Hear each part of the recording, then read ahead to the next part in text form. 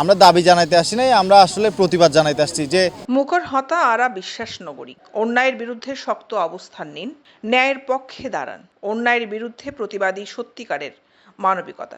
এসব স্লোগান লেখা ফেস্টুন হাতে সম্প্রতি চট্টগ্রাম বিভাগীয় কোচ মমিনুল হকের বিরুদ্ধে অপপ্রচারের প্রতিবাদে আন্দোলনে নেমেছে চট্টগ্রামে প্র্যাকটিসরত ক্রিকেটার ও তাদের অভিভাবকরা।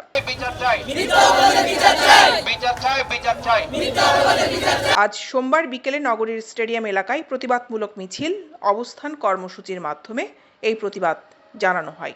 সম্প্রতি সময়ে চট্টগ্রাম বিভাগীয় কোচ মমিনুল হকের বিরুদ্ধে টাকা আত্মসাতের যে অভিযোগ আনা হয়েছে তা সম্পূর্ণ মিথ্যা বলে দাবি তাদের। উনি যে এলিগেশনটা আমাদের কোচের বিপক্ষে দিল যে আমার কোচ 1 লাখ টাকা নাকি ওনার থেকে নিছে, উনি যদি প্রমাণ 24 ঘন্টার মধ্যে আমাদেরকে যদি কোনো প্রমাণ দিতে না পারে তাহলে উনি যাতে আমাদের কোচের কাছে এসে মাফ চায়। ডিস্ট্রিক্ট পর্যায়ে প্লেয়ারদের হচ্ছে 7-8 লাখ টাকার বিনিময়, তো একটা ডিস্ট্রিক্ট প্লেয়ার যদি 7-8 লাখ টাকা আর হাতে প্রদান করবে না বা ব্যাংক চেকে কোনো কিছুর মাধ্যমে তো প্রদান করবে, কোনো কিছুর যেই মাধ্যমটার মাধ্যমে প্রদান করছে তার একটা সত্যতা চাই।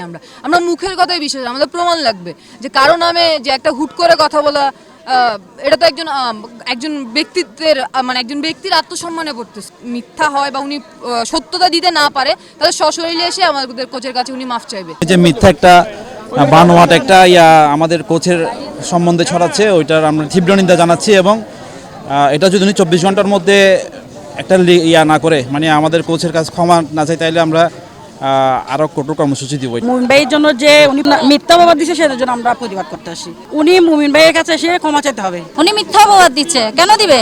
আমাদের সবার একাডেমিতে করতেছে না বাচ্চারা, তাহলে এটা পুরোটাই মিথ্যা এবং বানোয়াট। মমিন সাহেবের বিরুদ্ধে যে মিথ্যা এলিগেশন আনা হয়েছে তার বিরুদ্ধে আমরা সবাই প্রত্যেক অভিভাবক আমরা তীব্র নিন্দা জানানোর জন্য এই মাঠে আজকে সবাই একত্রিত হয়েছি। এই কথা বলতে চাই, এমন একটা ভালো মানুষের বিরুদ্ধে কেন এমন কথাবার্তা উঠলো সেটার বিচার চাই আমি। কোনো লেনদেন, কোনো টাকা পয়সা, কোনো ইয়াতে এই জিনিসগুলো আমরা কখনো দেখি নাই, কখনো অনুভব করে নাই, মাত্র কালকে আমি শুনছি।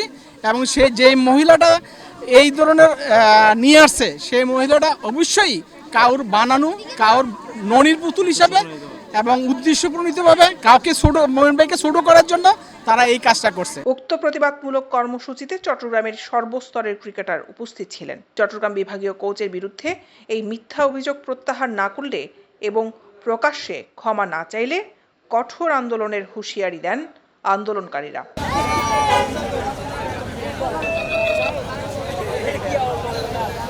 দৈনিক আজাদী নিউজ ডেস্ক।